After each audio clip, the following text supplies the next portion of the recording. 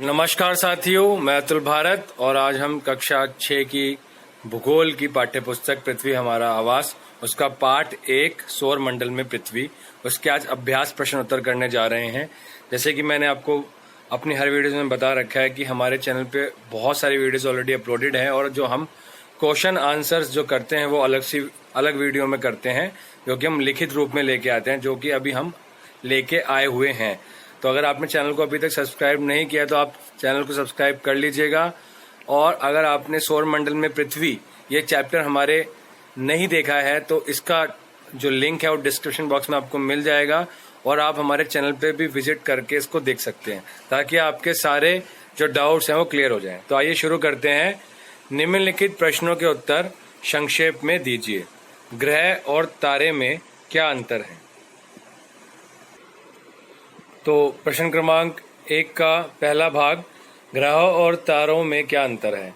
तो ग्रह के पास अपना प्रकाश और ऊष्मा नहीं होती है, तारे के पास अपना प्रकाश तथा ऊष्मा होती है। आपको पता है कि जो पृथ्वी है वह ग्रह है और उसके पास अपना प्रकाश और ऊष्मा नहीं है, और सूर्य एक तारा है, उसके पास अपना प्रकाश है और ऊष्मा है, और हम लोग उससे ही प्रकाश और ऊष्मा लेते हैं। और दूसरा जो अंतर है कि ग्रह सामान्यतः तारे से छोटा होता है और तारा सामान्य रूप से तारा ग्रह से काफी बड़ा होता है। तो आपको यहाँ पे ग्रह और तारे में अंतर मिल गया है। और ये जो आप इस तरीके से आप तालिका बना के भी, आप टेबल बना के भी, डिवाइड करके भी लिख सकते हैं और नॉर्मल भी लिख सकते हैं। वीडियो को पॉज करके आप आराम से देख सकते हैं और लिख सकते हैं। दूसरा, सौरमंडल से आप क्या समझते हैं। सूर्य 8 ग्रह, उपग्रह तथा कुछ अन्य खगोलीय पिंड से मिलकर सौर मंडल का निर्माण करते हैं और इसे हम सौर परिवार का नाम देते हैं। सूर्य सौर मंडल के मध्य में स्थित होता है। ग्रह अपनी निश्चित कक्षा में सूर्य का चक्कर लगाते हैं। उपग्रह जो है वह ग्रहों की परिक्रमा करते हैं। जैसे आपको पता ही है कि जो 8 ग्रह हैं वह सूर्य की परिक्रमा करते हैं, और जो ग्रहों के उपग्रह हैं वह उन ग्रहों की परिक्रमा करते हैं। जैसे कि चंद्रमा हमारे पृथ्वी का एक उपग्रह है और वह पृथ्वी की चक्कर लगाता है, पृथ्वी की परिक्रमा करता है। तो आइए नेक्स्ट क्वेश्चन पे चलते हैं।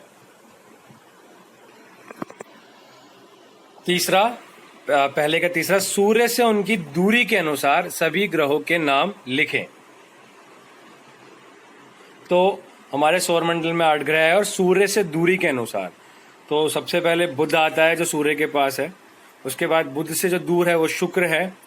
तीसरे नंबर पे पृथ्वी है, फिर मंगल ग्रह है, फिर बृहस्पति है, फिर शनि है, फिर यूरेनस है और फिर नेपच्यून है। आपको याद रखना है बुध, शुक्र, पृथ्वी, मंगल, बृहस्पति, शनि, यूरेनस और नेपच्यून। ठीक है, तो अभी हम नेक्स्ट क्वेश्चन पे चलते हैं।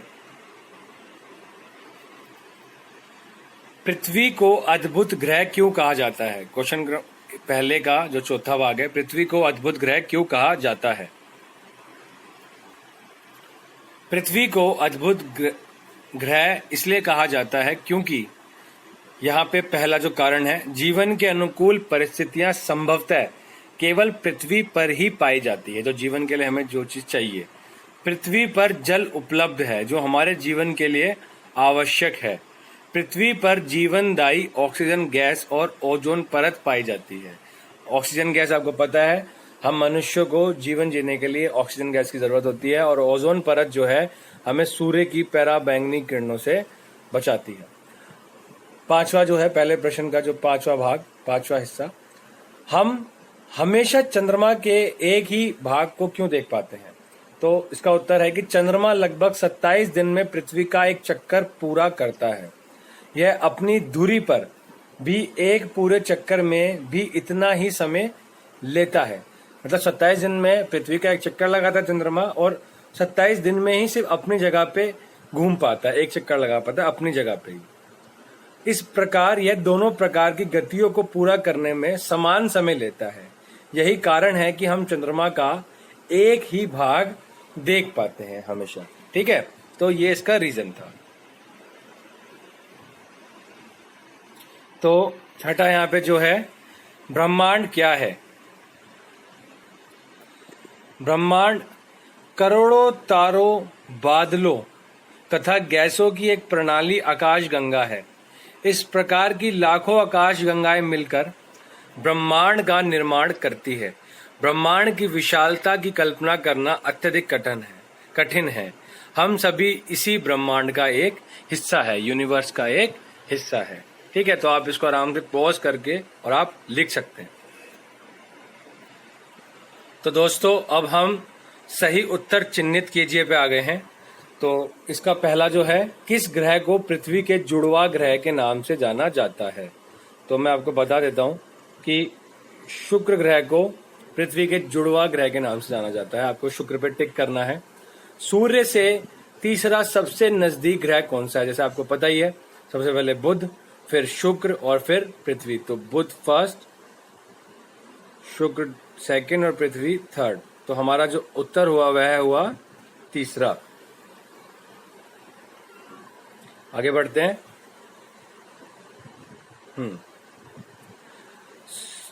सभी जो तीसरा है, सभी ग्रह सूर्य के चारों ओर किस प्रकार के पथ पर चक्कर लगाते हैं? तो जो सभी जो ग्रह हैं वह दीर्घ वृत्ताकार पथ पर सूर्य का चक्र लगाते हैं। ध्रुव तारे से किस दिशा का ज्ञान होता है? तो ध्रुव तारे से उत्तर दिशा का ज्ञान होता है। शुद्ध ग्रह किन कक्षाओं के बीच में मिलते हैं? तो शुद्ध ग्रह जो है वह मंगल और बृहस्पति की कक्षाओं के मध्य में मिलते हैं। ठीक है, इनके बीच में शुद्ध ग्रह जो होते हैं इनकी कक्षाओं में मिलते हैं। तो आइए हम आगे चलते हैं। खाली स्थान भरे। डैश का क्या समूह, डैश का एक समूह जो विभिन्न प्रतिरूपों का निर्माण करता है उसे डैश कहते हैं। तो तारों का, ठीक है, यहाँ पे तारों का एक समूह जो विभिन्न प्रतिरूपों का निर्माण करता है उसे तारामंडल कहते हैं। ठीक है, तारा मंडल कहते हैं। तारों की एक बहुत बड़ी प्रणाली को आकाश गंगा कहा जाता है। आकाश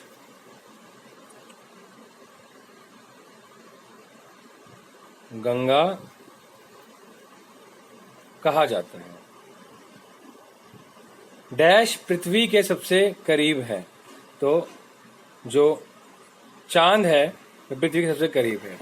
डैश सूर्य से तीसरा सबसे बड़ा नजदीकी ग्रह है। तो पृथ्वी जो है, अर्थ जो है, वह सूर्य से तीसरा सबसे नजदीकी ग्रह है।